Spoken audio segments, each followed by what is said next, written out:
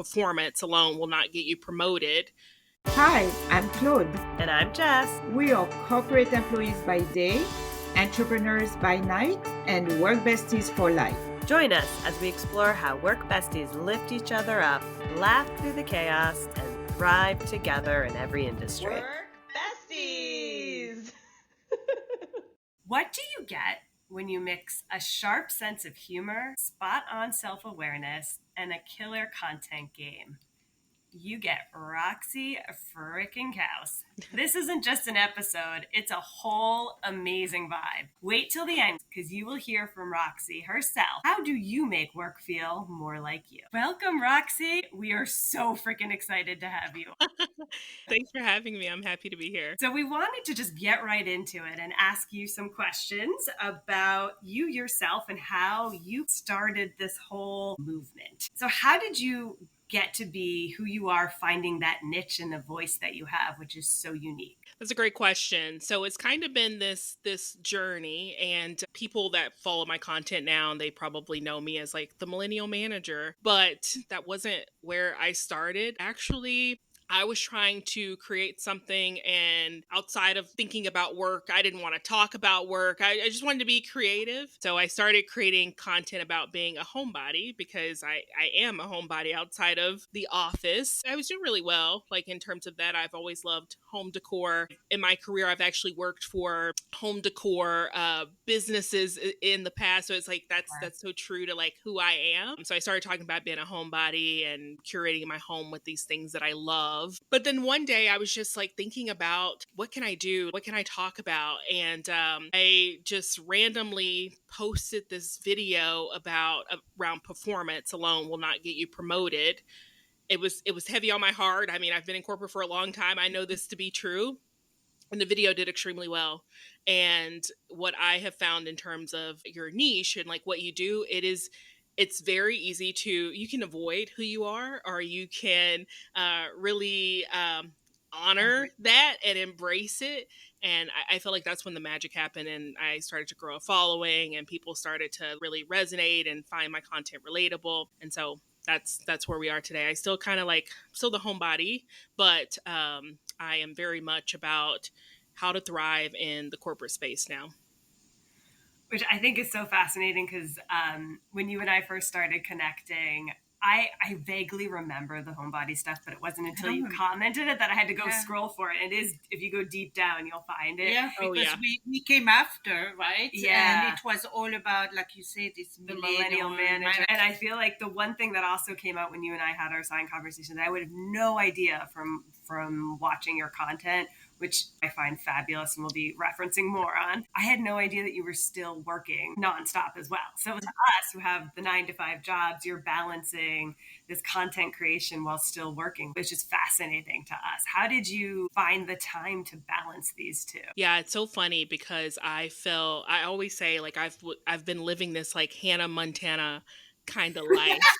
And it's actually when someone at work, and it has happened often enough, but I still get surprised if someone says, like, I'm on a call and they're like, Roxy, I follow your content. I'm like, what? I don't know this person at all. It just feels like it's this totally separate thing that I am. But even while it's funny, like as I've grown as a content creator, and I've been doing it for a number of years now, I've gotten promoted. I've switched companies. I've traveled for work a lot. Sometimes I was traveling 3 out of 4 weeks in the month, but I was still showing up online and in my content because it was so important. Because it was so important to me.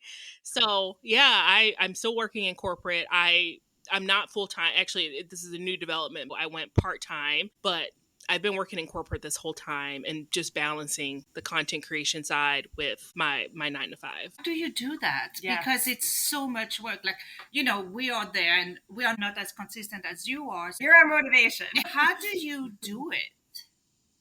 I'll be honest, I've had a lot of roles in corporate. So I've been on the strategy side. I've been like a product designer. I've worked with agencies and written briefs. I just feel like everything that I've ever done in corporate was preparing me to be able to do this for myself. When I work with the brand, and brands tell me this all the time, they're like, "You're so organized, your briefs, you're so responsive." I'm like, "Yeah, I am. The bar is on the floor if I can't reply all to your email."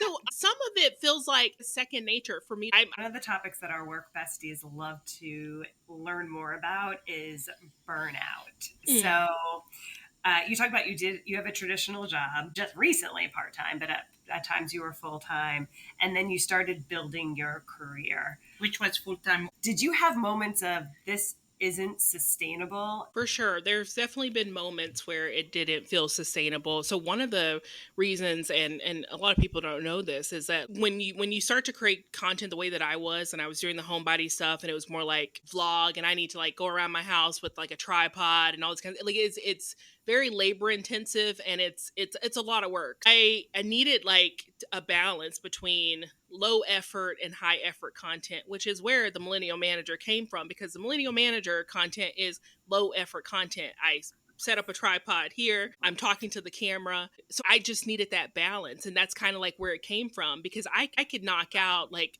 Millennial Manager content, like 10 episodes or 10 posts in the time it would take me to go around and do the vlog styles and editing and things like that. On the content creation side, in terms of you can't go hard all the time. You need high effort, low effort. You need to balance it. It's kind of like work. If everything is a priority, then nothing is. You need high priority, medium, low, the low hanging fruit things. That's how I balanced it. But also, if I need to take a break, I'm going to take a break. Like, there have been times when I'm traveling for work, I have a lot going on, and I didn't have time to do the content. So I either would repurpose what I have. I've learned the art of repurposing content and doing those things, or I just sideline it.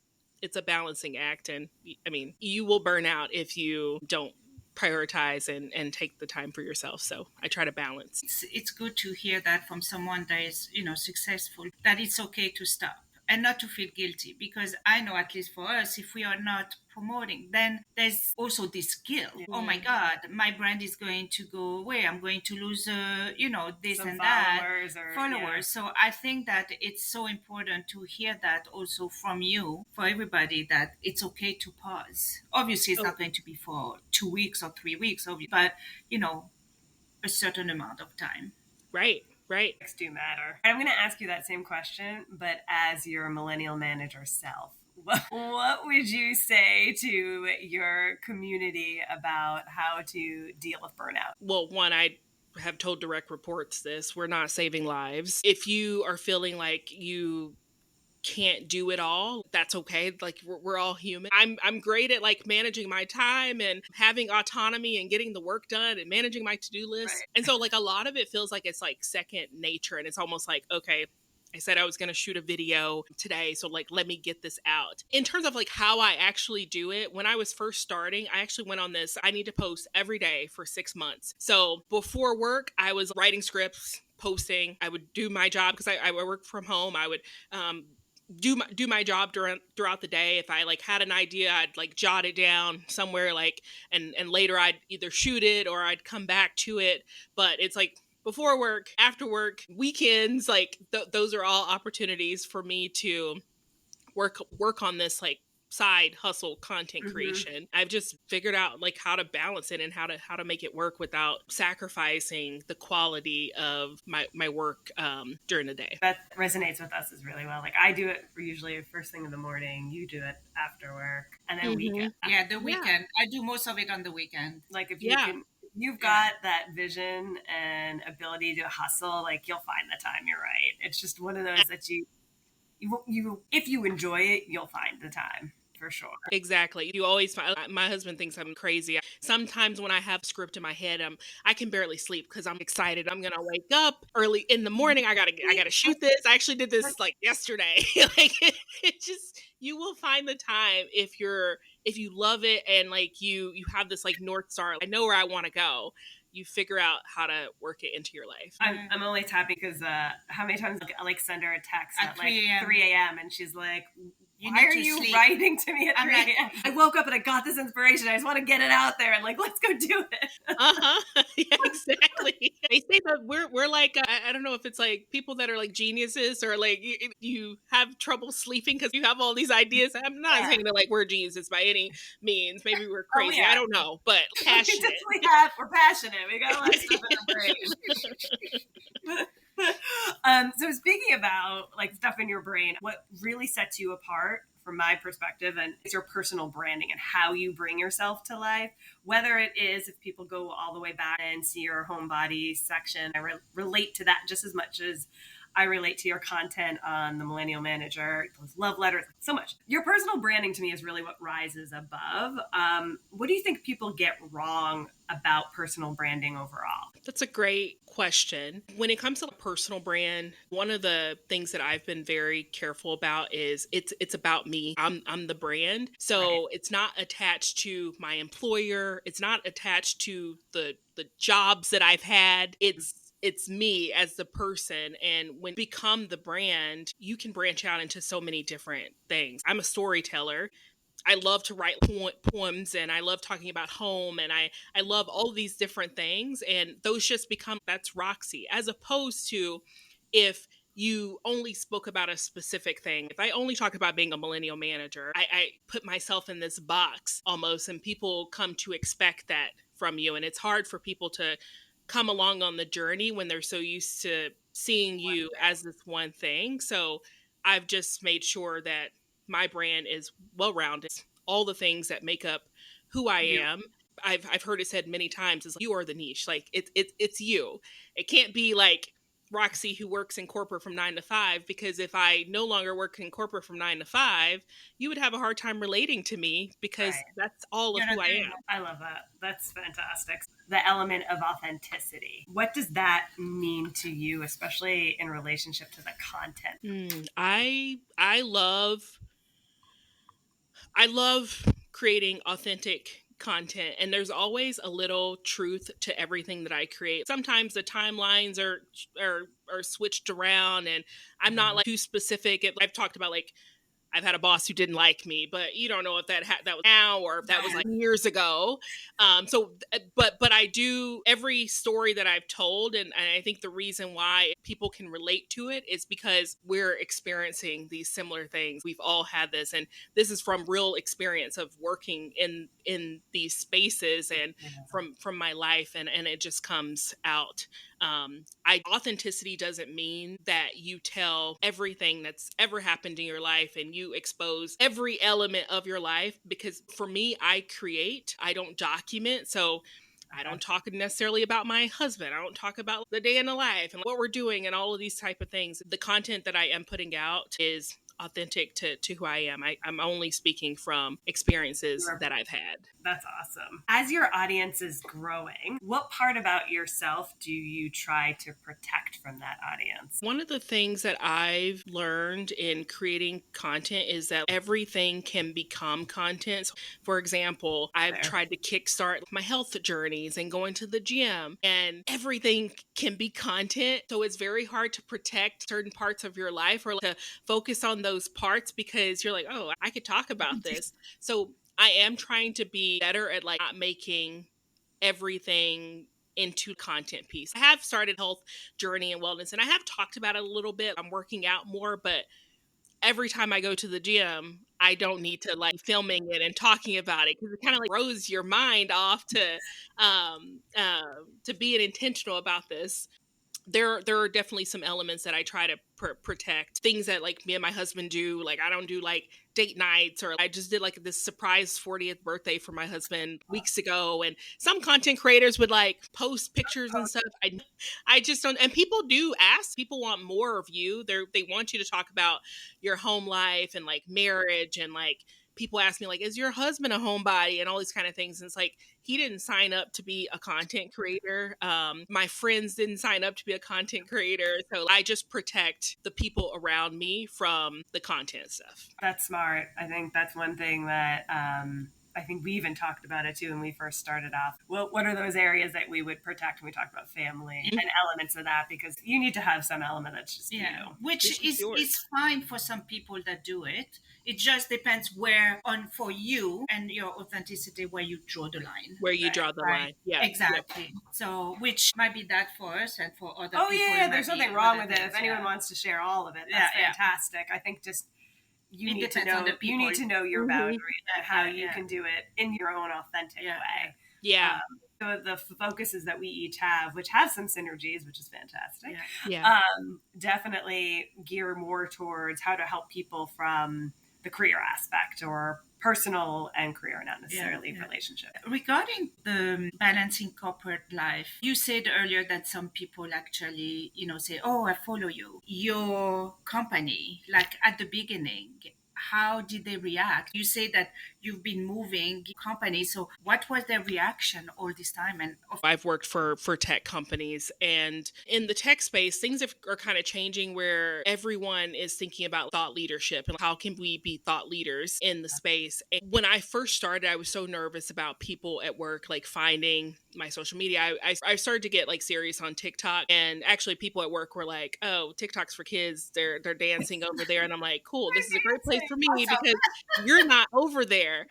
So I started on TikTok, and I was just growing on TikTok, and no one really talked about it. So I assumed that no one really knew like what I was doing. I probably had like maybe like 90,000 followers on TikTok before I heard anything. But the people that talked about it, they were marketers. And so it was cool. People were cool about it. But I was very cognizant of the social media policy at work. I'm a stickler for the rules. If you tell me I can't do something, I'm going to make sure that I don't do it. But there was nothing in there about creating a social media presence. It's just don't use work time to do it, or don't talk on behalf of the company. I think every company has those same policies around it.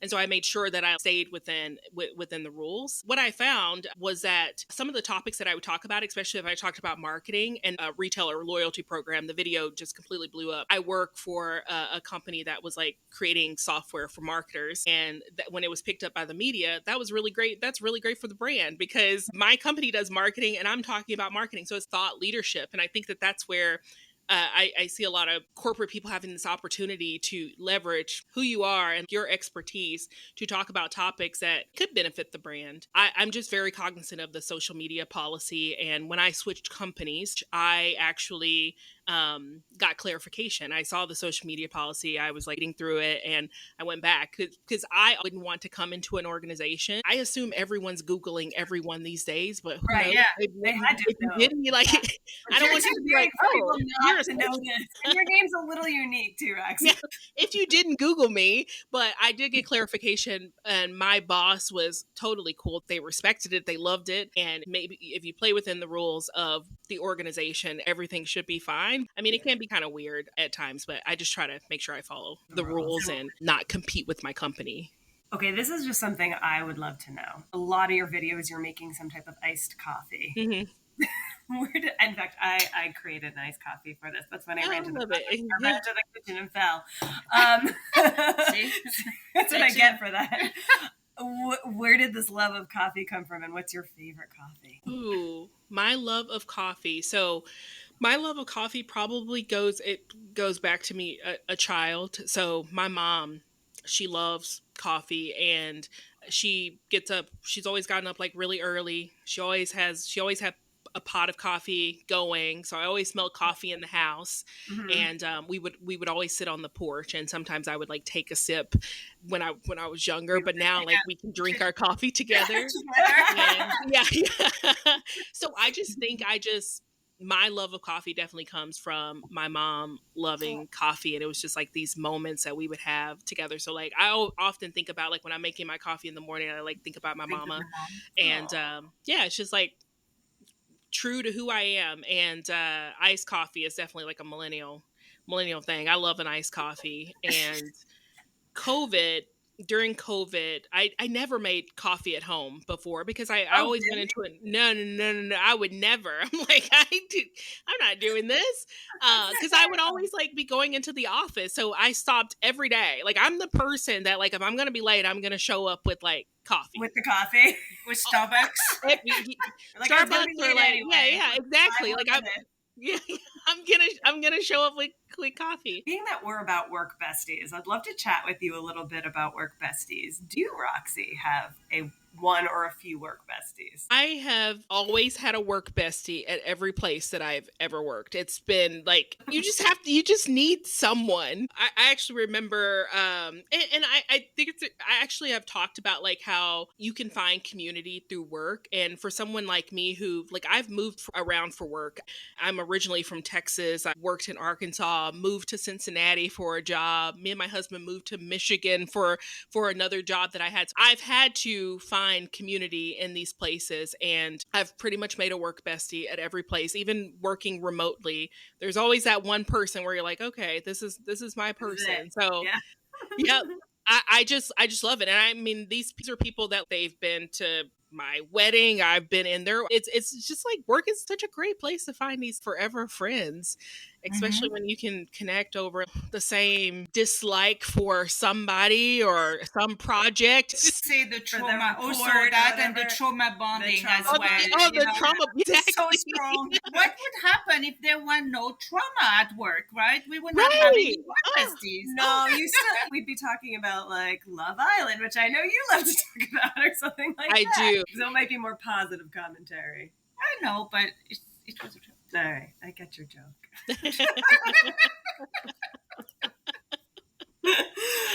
But I do love that because I think to your point with the work bestie element, you can find them anywhere, or hopefully you can, or you should. The coolest part about it is like you end up being friends with people that you probably in everyday life would not Have been friends. not have thought to connect and be Oh, like absolutely. friends, right? Yeah, and it definitely like helps give you more perspective on things. And learning from each other, right? Because a lot of time you are going to maybe, and there's this thing on TikTok. It's always, oh, my work bestie, I'm going to their kids, their 70th birthday, or their kids' graduation when you're only 25. So it's so funny because you actually learn so much from everybody, and Absolutely. It's great around the work bestie community. I feel like it's kind of embedded in your ethos without even calling it out. But within your community, do you try to intentionally incorporate that, whether online or in real life, or is it just kind of organically happening? In terms of like work bestie? Yeah. So I have talked about work besties. I actually did the work bestie interview. It's like interviewing this like new work bestie type of thing. And I did this like funny skit about like, tell me about a time. And it's just like these questions around like, so if your work bestie's on PTO, then what's going to happen? Then I'm on PTO. I think it's so funny that dynamic. I just feel like it's natural. Like, I mean, I feel like online, I'm like everybody's work bestie. I'm either your favorite manager or I'm your work bestie. So I don't know. I just feel like it's organic. So one of the things that we get asked a lot about ourselves is with your work bestie, how do you help each other stay grounded? So if you could think about one work bestie or the collective, because I know you've got a bunch. I have a large community and I consider them all my work bestie, but this might be a hot take, but I don't believe in having multiple work besties at my company. So it's going to be like one person, like it's like one or two. But I just feel like if I'm like telling you all my things, I can't be having you have like 10 work besties because what are you telling them? So I'm like exclusive. I need one commit and we can have other friends, but they're not at that level that we are. I like that. For example, I have my work bestie, you. I will say everything. Then I have some friend at work that I will say something, but not everything. Right. I know what to say to each other, right?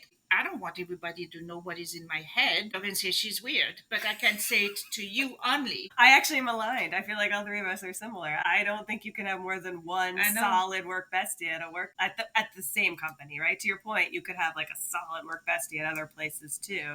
Oh yeah, but when the same company, I think you could have other friendly work friendly friends, co-workers. Yes, but I would not sorry, current company, I would not consider anyone else there a work bestie outside of you. Yeah, I agree. I think that's so smart. My God, I was like, made the for a cut. while I wasn't breathing, until why is she going there? It's always great to have besties like in this environment, in the corporate environment, because I feel like it's such a unique experience. My work bestie who might be like overwhelmed, I'm like, but you're about to go on PTO. So turn on your out of office and stop answering this tough love, even though I'm still answering. But I'm going to turn it off. I'm going to build you up and make sure that you're you have somebody that has your back. That's my thing. And having this work bestie, I got your back. I'm here for you. So, which I mean, working in the corporate environment anywhere, you still want to have that close knit of people in general, for sure. But to have someone know everything about you. And I think maybe the difference is that one work bestie doesn't know just the work stuff, but the personal stuff. They know the more of the exactly. Right? And that takes that's the point of differentiation, because I'm not going to go tell everybody about all my personal things that are going on that are, in fact, impacting how I show up at work. But they definitely will. That one work bestie will know it all. Exactly. It's kind of even when I was creating content, I have had a work bestie who I'm I don't know if I eventually told them, I was I don't know if you know that I'm doing this, but I'm getting a little following online, and this is turning I would just I would always tell them about okay, this is happening, I'm so nervous, and they're like, why? You need to own it. But that's awesome. And they were there to support you and hype you up, which is every step of the way. The work bestie, which is amazing and fantastic, because I'm sure they're not along that same journey with you, so they have no skin in the game outside of just being that supportive person. Right. Exactly. I love that. Of all your content creation, what's your favorite kind of area that you've focused in on, or even a clip that you've done? So my favorite is probably the storytelling aspect of it, and I'm so glad I've been able to come back to that. So I mentioned it in a comment on one of my videos where people were like, you're a lyricist, are you writing a book? But when I was growing up, we had very little, but one of the things that my mom found was there was this program. It was called Young Writers Program, and it was at the college, and they happened every year, and it used to be free. I recently saw that there's a fee, but everything's more expensive now these days for programs like that. But it was this free program in the summertime. I went every summer, and it was a week-long program, and you wrote stories. They taught you how to write different poetry types, like a haiku and all this kind of stuff. At the end of the summer program, you would get this book, and everybody had their work published in the book, and I had poems and all kinds of stuff. And I just love that program, and I just feel in corporate, we are tasked, you have to be a storyteller. And in order to get your point across or to bring people along on the journey, you have to be able to tell a really compelling story. And so it's just been very interesting how my love for writing and working in corporate and having to tell these stories, it just makes up everything of who you are, all these skills that you've gained along the way. And I've just loved being able to incorporate that into my content and try to think about, how can I tell the best story? How can I move people? It's really a strategy behind it, but that's my favorite part of it. Which is totally your thing, because Jess is actually in insights, which you always say it's always about stories. How do you bring all of the facts into a story? Because nobody remembers facts unless it's a story. It's a story. Yeah. Right. Exactly.